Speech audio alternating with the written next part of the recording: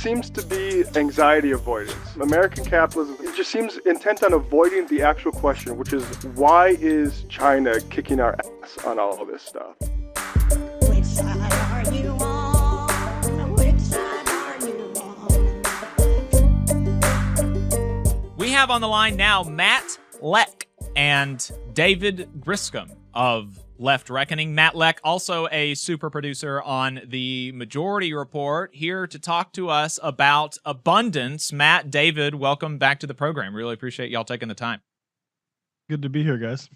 Yeah, very happy to be here, friends. It's great to have you. Been too long, as you said on Twitter, David.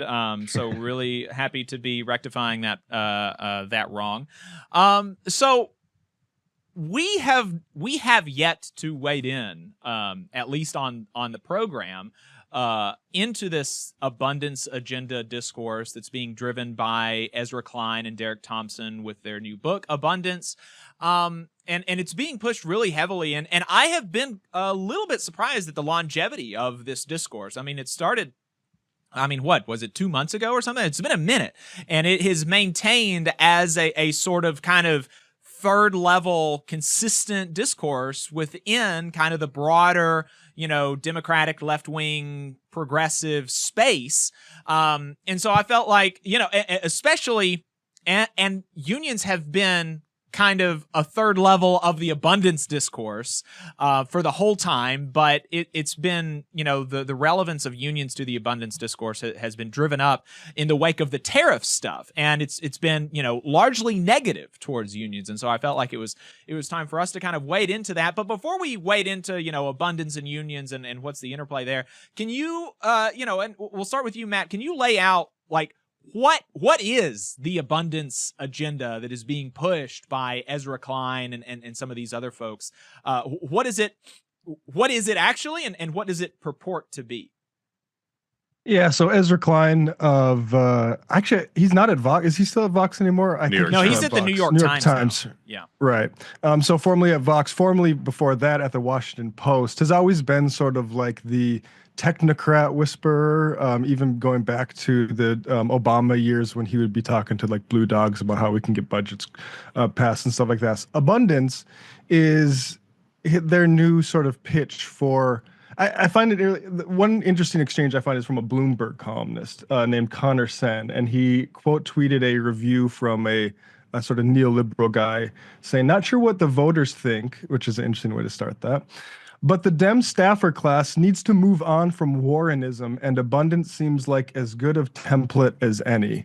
And I think what it is basically these sorts of technocratic type of folks don't like that Joe Biden thought it was good politics to go walk a picket line, or that Build Back Better was so influenced by progressives. And they're trying to reassert a sort of technocratic pro-capitalist, get out of the capitalist way with your regulations that won't let us build, slums near interstates and stuff like that, because that's what's really making America fall behind in terms of its productive capacity. And I think there's a pretty clear reason everyone can understand listening to this why that's offensive to people. We can maybe all agree that there are certain regulations that do get in the way of development in this country. Generally, those aren't placed there by Elizabeth Warren staffers, in my opinion. But if there's anything I missed, David, I'll let you go on. If you've ever read a book and it had a big claim and you're very excited to get into it, don't pick up this one, because if you pick up this one with the hope that like you're going to get this grand theory of politics that they kind of purport is in this book, you're going to be very sad by the end of it when you realize it's like, oh yeah, I mean, basically like the main argument here is that we should do some kind of we should lessen some regulations on like construction, which, as Matt was saying, and I think most reasonable people agree, it's like, there are probably plenty of regulations in the United States that are, contrary to good policy.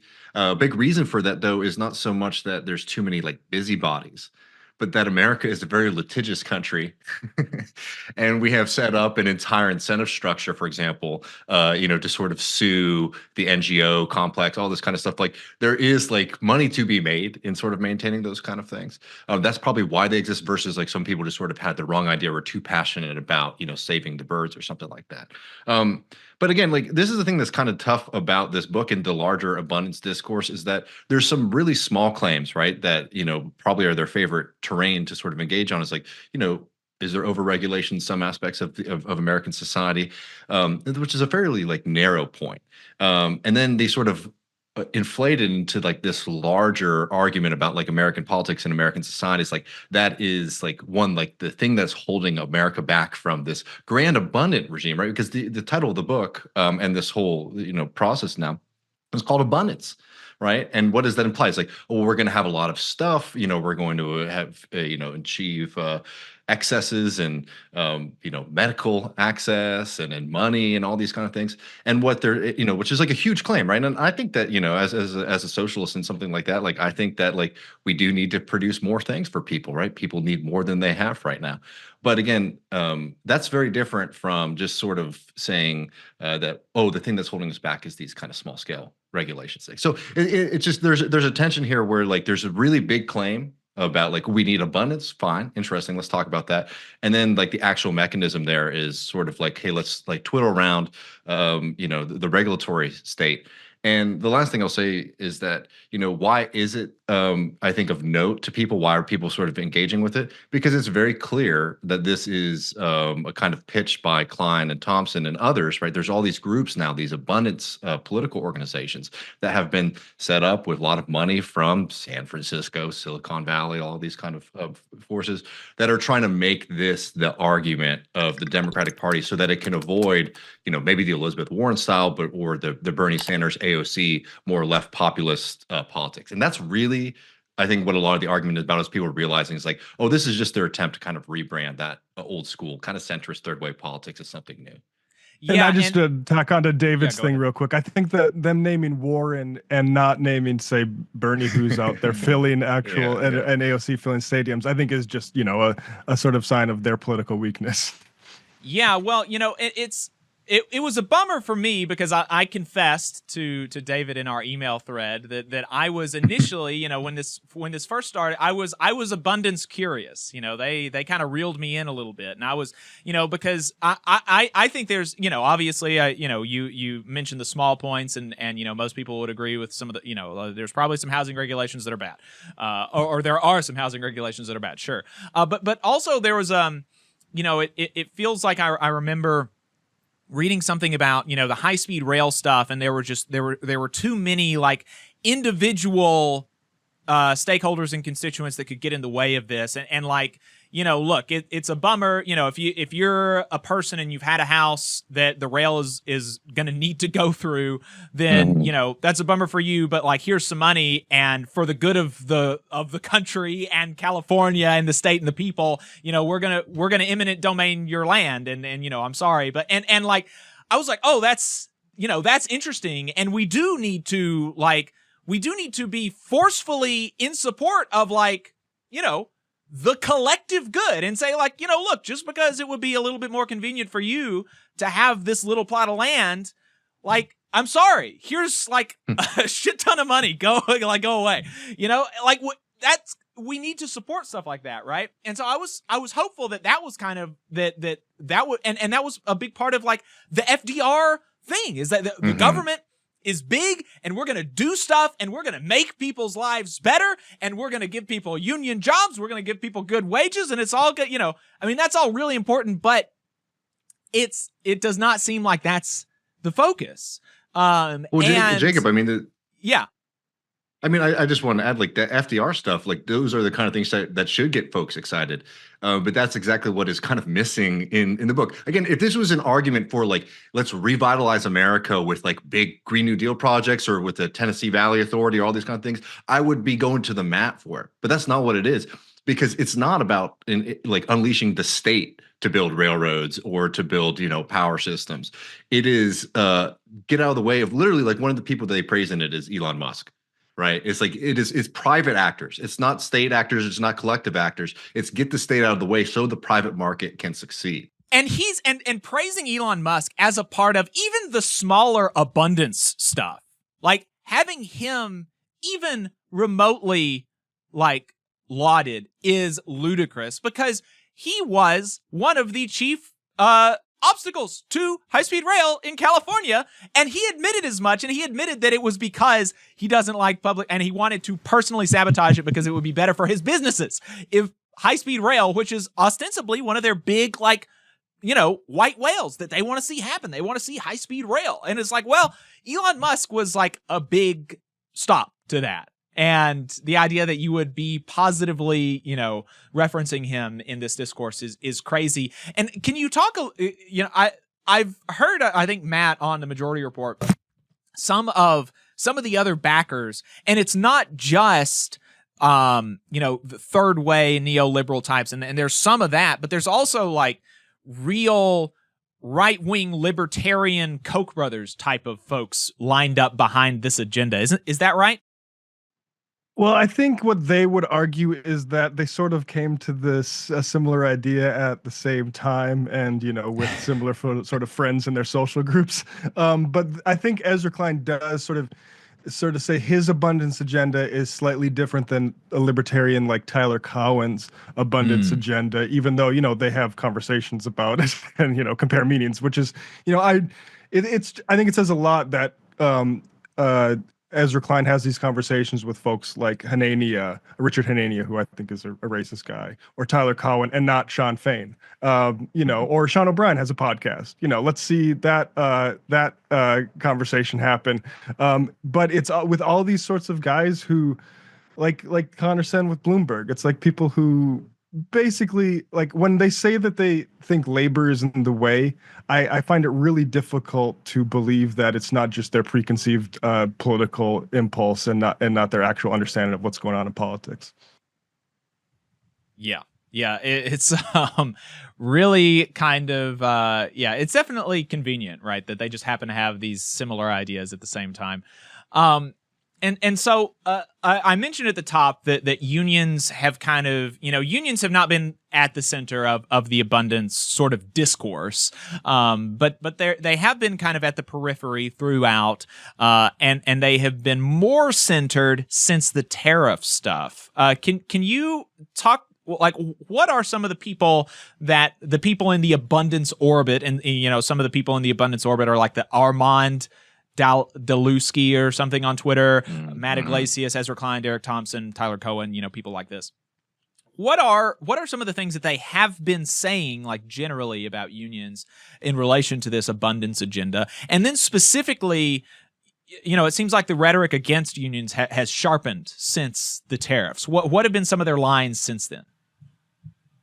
Well, I mean, I'll just say first up is unions are sort of treated, at least in the abundance book, and by a lot of those folks, particularly private sector unions, as like a special interest group that sort of needs to be challenged, right?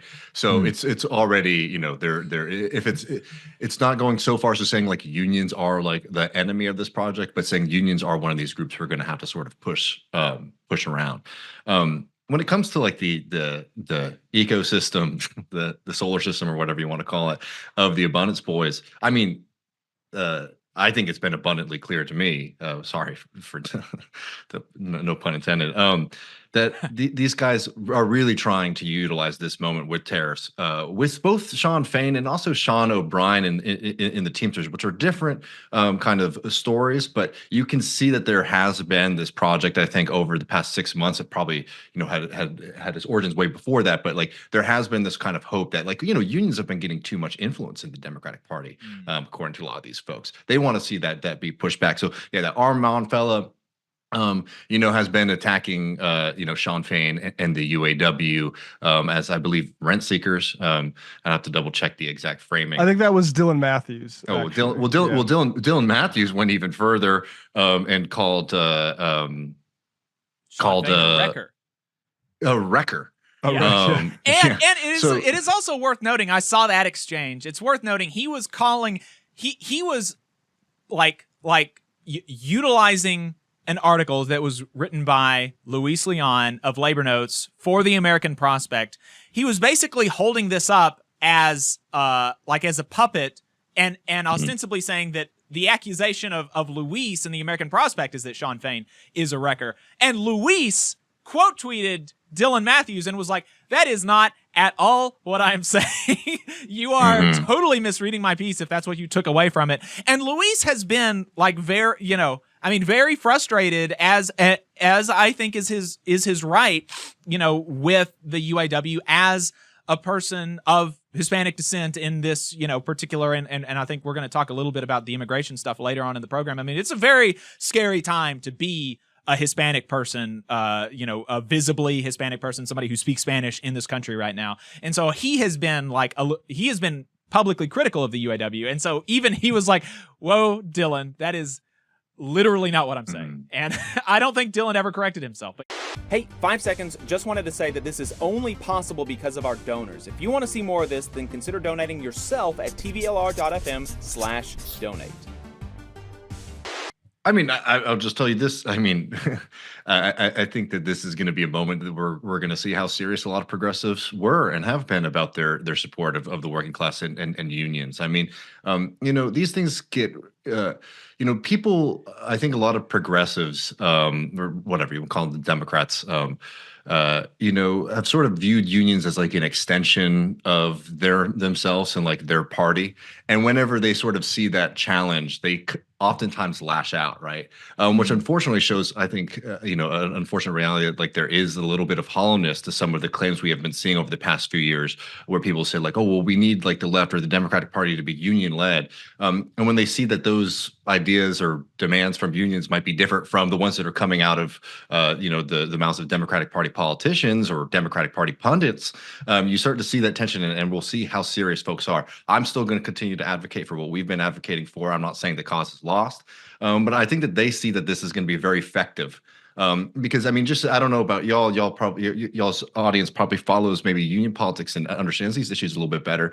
But Matt and I have been covering the tariffs and particularly the UAW stuff. I mean, our comment section is a cesspool of literal misinformation too, unfortunately, of people saying things like, Shawn Fain endorsed Donald Trump, which he didn't, right? Shawn Fain endorsed the blanket tariffs, which he didn't. But you can see why the abundance guys are sort of pushing this and other folks are pushing it, because it is very effective as people particularly become very negatively polarized around the issue of tariffs. And now, I think, unfortunately, you're seeing a lot of people who a couple years ago might have understood why free trade was a disaster, going to the mat and saying, oh, well, free trade is something that shouldn't be touched anymore, which is an absurd position.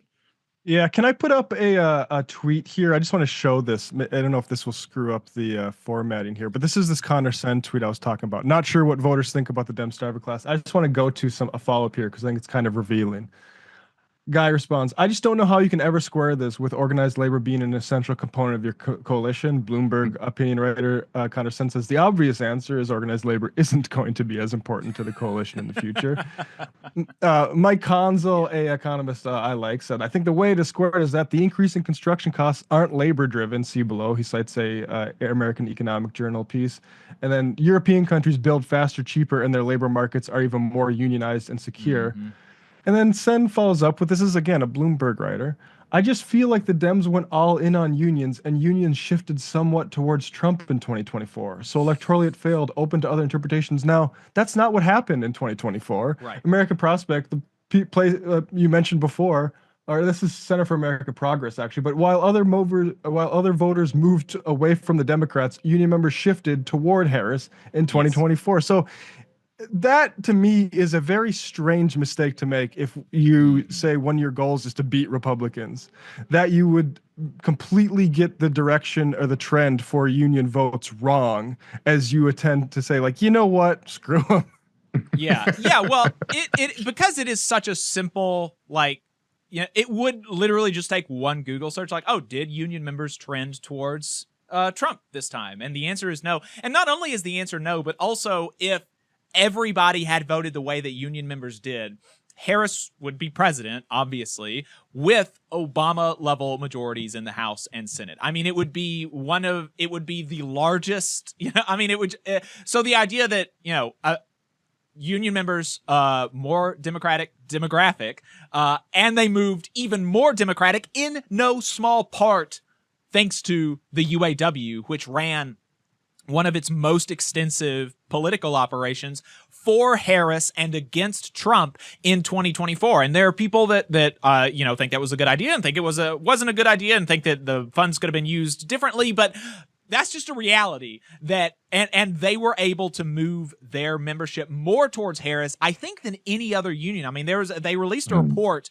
about their political program in 2024, and it was astounding how far they were able to push their membership towards Harris, even and especially relevantly in swing states, right? I mean, so this is and if the UAW, and here I believe this is something that they pointed out in their report, if the UAW had not done the program that they did, then one of the Democrats in Michigan would not have won. I think there was a Democrat in one of the swing states that won, even though Harris lost, and they did that on the margin of the UAW votes, right? So yeah, that like you said, man, that is a crazy mistake to make. I mean, yeah.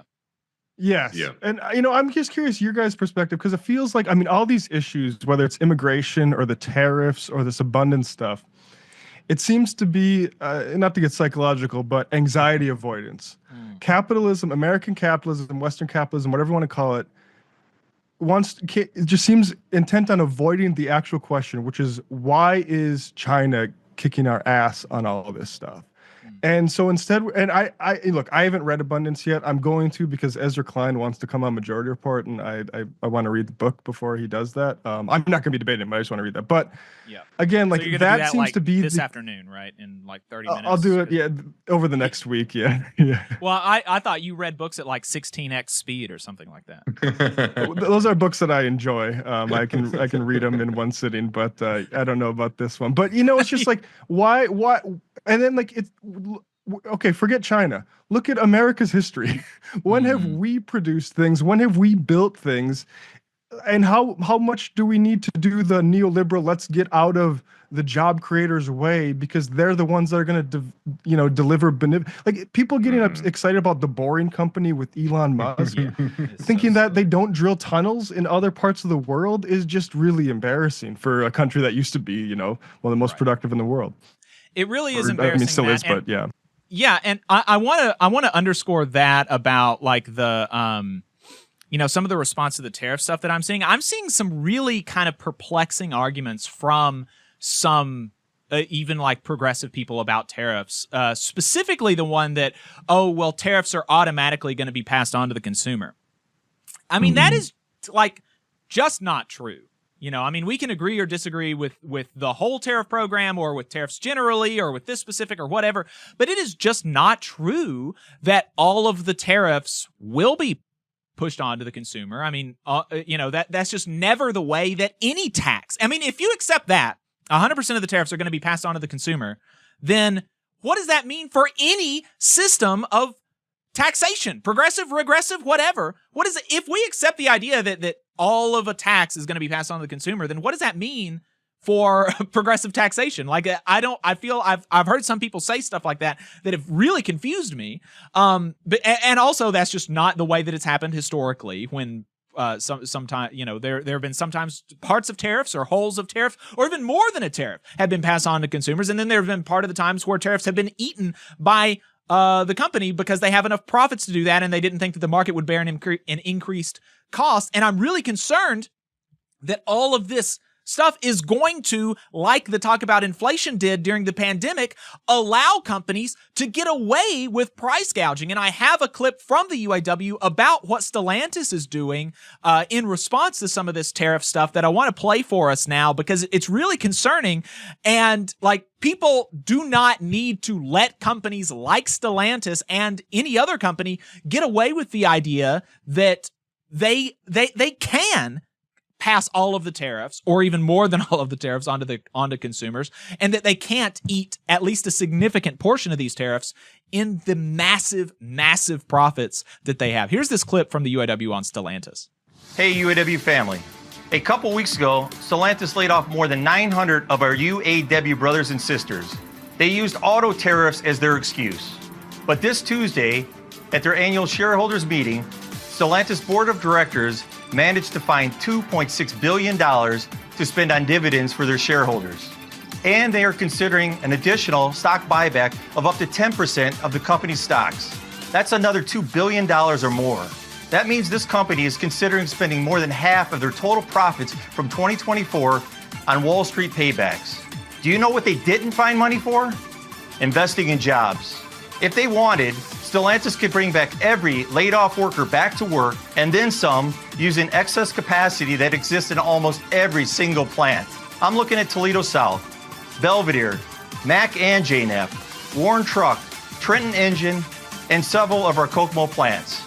We know these plants could be building profitable product. We know there are people ready to work. We know these communities need these jobs.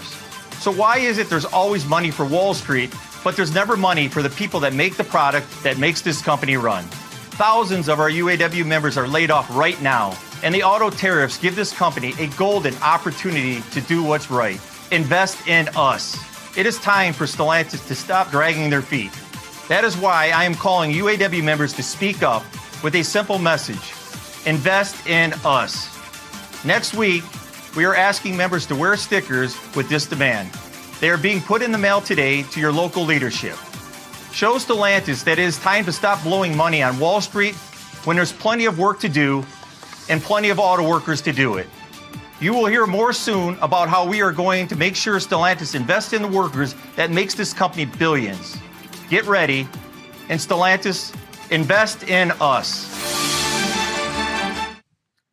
So, they're really excited to see that campaign coming out from the UAW. Stellantis has obviously been one of the worst off of the big three, and yet they still had $8 billion in profits, and they want to spend half of that just enriching their shareholders. And it's worth also putting that into context. These new contracts from 2023, the new monies in those contracts was something like between $8 to $10 billion over the course of the agreement.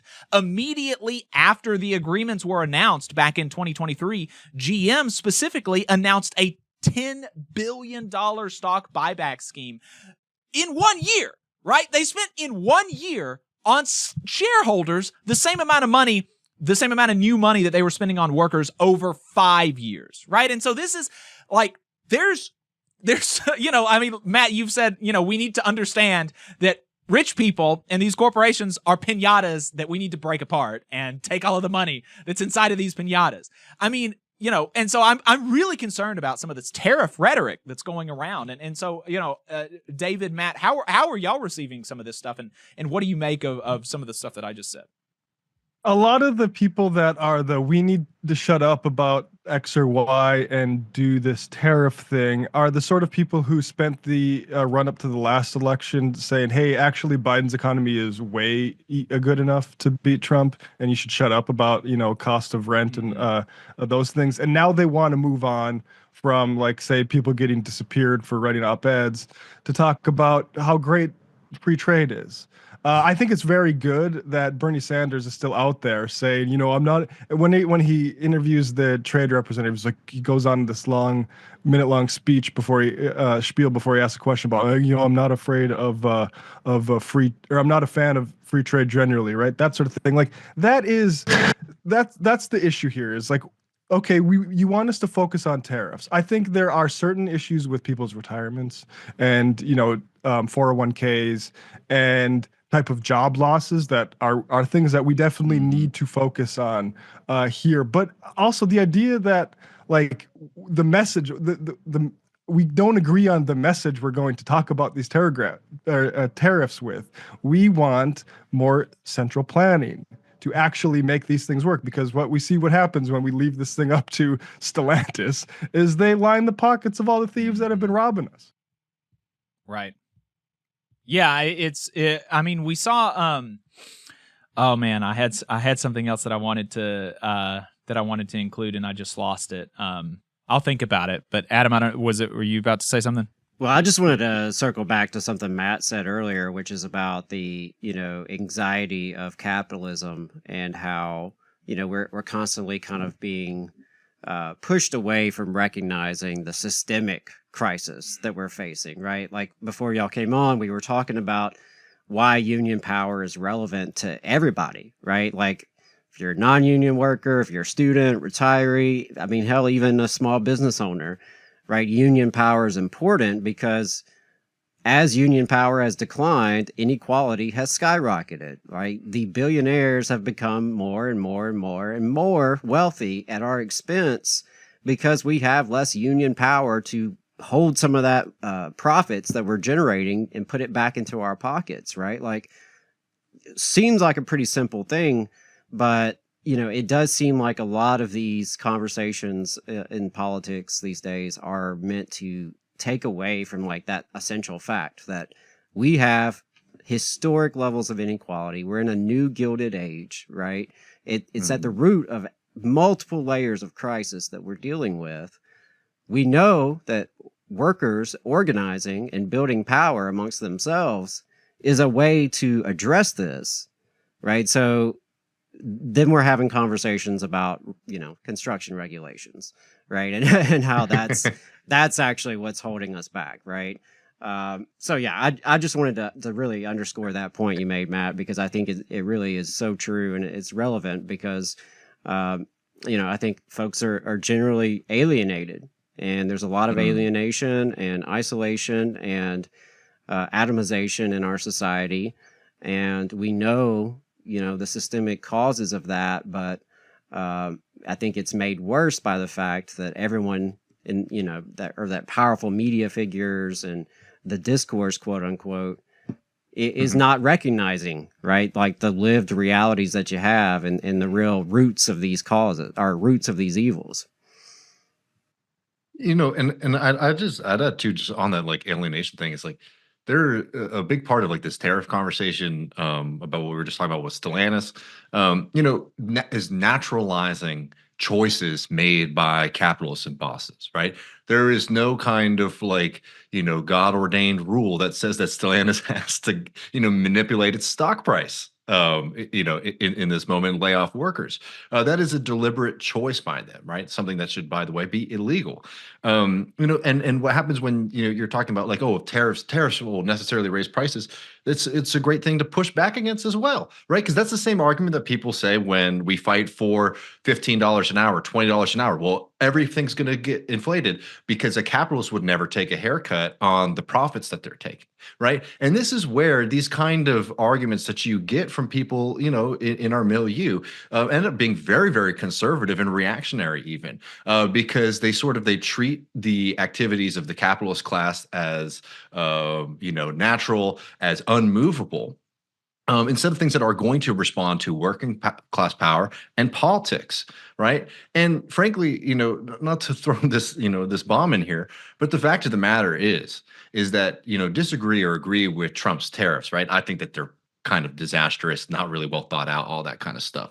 But you look at an organization like the UAW that has been saying for decades, we need to break the free trade system. We need to break the free trade system. And you had multiple opportunities in the Democratic Party to maybe do something about that to address it.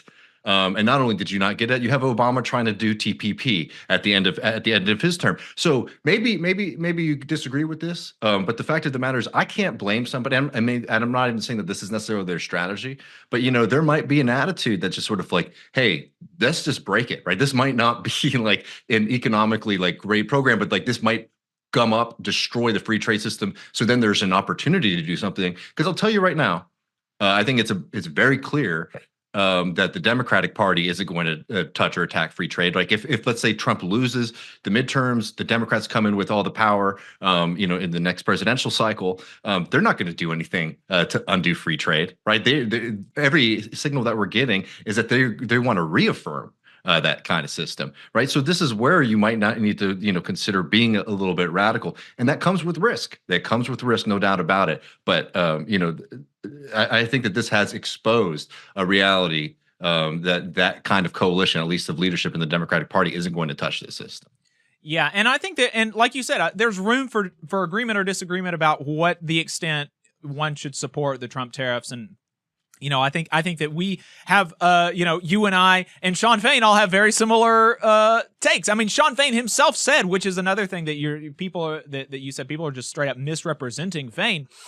He said that these tariffs are erratic and too broad and don't make sense, right? And so, let's actually deal with what the position of the UAW is, which is that the free trade system has been a disaster. We need to break it up. Some of the things that Trump is doing right now with respect to that are good, and some of them are not. And we want to make sure that the ones that are good stay and the ones that are bad go. And so, that seems to me to be a totally reasonable thing that you can agree or disagree with. And I think I'm concerned about, the idea of rank and file Democrats being negatively polarized against tariffs because it's Trump. Trump did it, and so now I hate it. I'm concerned about that. I'm concerned about if the whole thing goes through and it tanks the economy, is that going to negatively polarize everybody and into supporting free trade? There are concerns, and so and there are strategic questions about maybe by attaching yourself rhetorically to some of this tariff program, are you potentially hurting your ability to advocate for something in the future? These are all things that we can discuss and that are valuable, but the thing that is really important to underscore is that the unions have a reason for their positions, and it is not our job to message for Democrats, unlike what Hakeem Jeffries seems to think, right? I mean, that's not, He was quoted in Politico as saying the UAW and the steelworkers are really gumming up the works with our messaging and really mudding the waters. And it's well, buddy, I'm sorry. But that's revealing. Not our job. That's very revealing, because I think they see, labor institutions and, the labor leadership as being just loyal lieutenants. Mm-hmm. And frankly, you look at recent decades, and I guess that's kind of, an accurate thing. I mean, at least with a lot of, in respect to a lot of leadership and a lot of the, big labor institutional power has been, pretty loyal to the Democratic Party, perhaps unquestioningly so, perhaps blindly so, and have just seen them, kind of taken them for granted, I think. It's in that respect. It's worth pointing out that the UAW, even at, it would be one thing if the UAW was, a little bit supporting the tariffs and not saying anything else about the other stuff. But the UAW has been one of the most vocal critics about the other 98% of the Trump regime. Right. And so, it would be one thing if Shawn Fain was pulling like a Sean O'Brien. I think I'm much more critical of what O'Brien is doing. And I think it's problematic, frankly, what he's doing. But that is not what Shawn Fain is doing. I mean, Shawn Fain is being very publicly and clearly critical of most of the things that Trump is doing. And his union is leading the way on those things. And so, the idea that you would deal with a Fain in the same way that you're dealing with O'Brien is just, it's silly. It's not serious. And, and even O'Brien, because he's a union leader, I think deserves some, a level of deference from, the political class that, that somebody like a Hakeem Jeffries or something like that shouldn't be given. You just saw a clip from the Valley Labor Report. We are live every Saturday morning from 9:30 a.m. till 12:30 p.m. And we pride ourselves on keeping all of our content free to everybody so that we can talk to as many working folks as possible. If you support the work that we're doing, you think that it's important, you think that it's good, then consider making a monthly contribution to the project. And you can do that on our website, tvlr.fm.